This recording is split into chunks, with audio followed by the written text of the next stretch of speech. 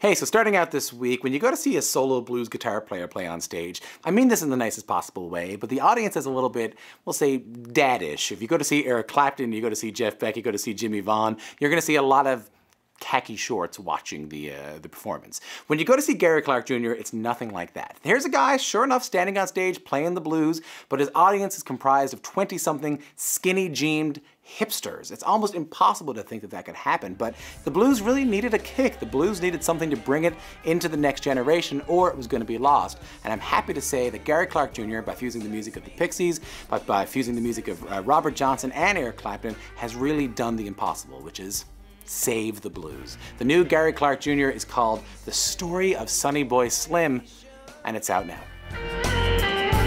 While they test and they see, they compile information and try to make us believe. So country music is this really strange, polarizing genre of music. I can't think of any other genre besides maybe hip-hop that has such divisiveness. You run into people who say, I like everything but rap and country. And you want to go, do you even try? Do you even try to listen to country music? Well, Brett Kissel could be the perfect gateway for you to get into country music. Farm kid from northern Alberta, sings about real working class things in the tradition of Merle Haggard and the tradition of Waylon Jennings. If you work for a living, there's no reason you won't love the music of Brett Kissel. His new album is called Pick Me Up, and it's out now. I don't need nothing but you by my side. Baby, you got the keys. I'll take the passenger seat. Come pick me up tonight.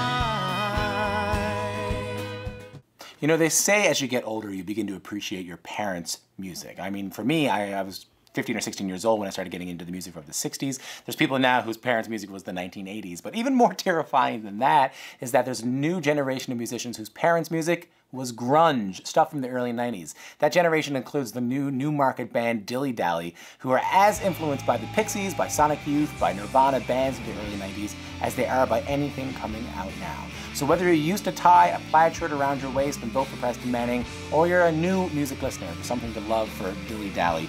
The album's called Soar, and it's out October 9th.